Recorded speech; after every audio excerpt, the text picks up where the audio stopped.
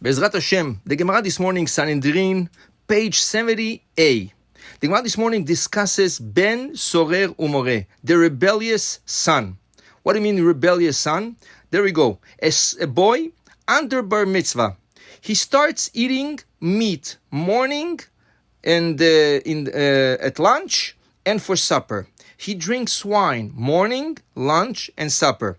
He doesn't drink any kind of wine. He drinks very good wine. The Gemara says Italian wine. And then he doesn't eat any kind of meat. Tartimar, chatzi maneh. He eats a big chunk of meat, right? Imagine, he's eating so much meat. He's drinking so much wine. The Torah says, what's going to happen when he has no more money?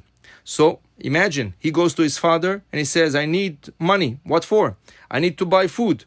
What do you mean food? You're eating breakfast, lunch, and supper, you're eating meat, right? Where are you going to go with that? So in the beginning, maybe the father has pity and the mother says, come on, he's a growing boy, give it to him, right? It's before bar mitzvah, and you give it to him. But then, in a certain point, it starts to cost so much, the father does not want to give him any more money. What happens, says the Torah? The Torah is like working psychologically also. The Torah says, this boy would start to go and steal money so he can fulfill his desires. What's the punishment of the Torah for such a boy? The Torah condemns him to death. It's better to condemn him to death, the rabbinical court. Why? Because if you don't take care of him when he's young, he's going to start killing people, stealing money, right? And then he's going to be a big danger to society. Sometimes you say, oh, he's a little kid. No, especially let me tell you something very important. Sometimes you see your boy playing with dolls, wearing his mother's shoes, right? And then start to get all kinds of tendencies. You have to stop it when it's young and don't say, oh, he's just playing around or he just saw it somewhere. No, you have to stop it. You have to put an end to it. If not, this is going to turn out, when he's going to be older, it's going to turn out to very bad consequences. The same thing. A boy that can eat morning, lunch, and supper, meat, big chunks of meat, and drink wine. This is a boy which is dangerous to society.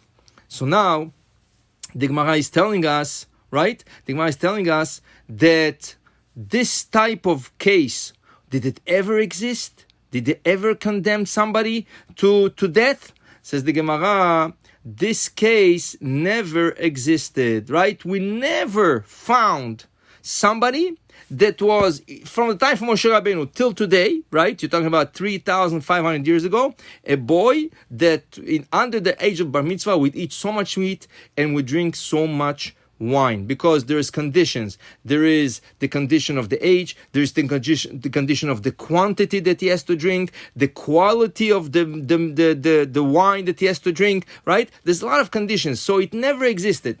So the Gemara is asking, if it never existed, so why did the Torah write it? The Torah knows everything. The Torah knows everything that's going to happen till the end of the generation. Why did the Torah write it? Because drosh v'kabel sachar. There's certain parts in the Torah where they're never going to exist.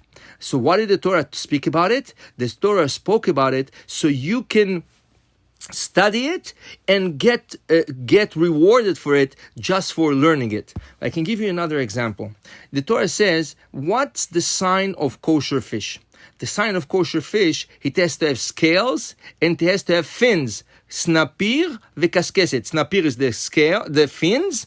V'kaskeset is the scales. Now, the Gemara is teaching us, when a fish has scales, kaskasim, automatically, you don't even have to look for the fins. Automatically, it has fins. But the other way around, if a fish has fins, it's not for sure that it has scales.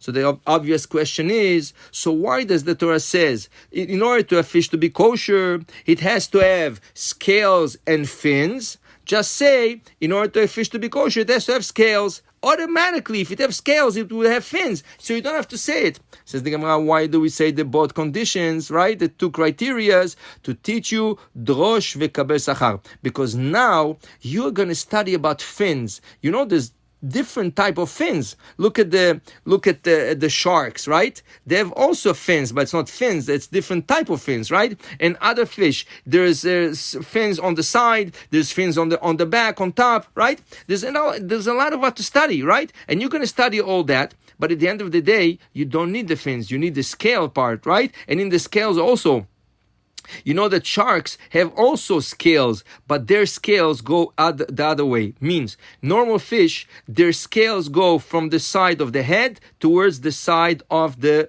tail.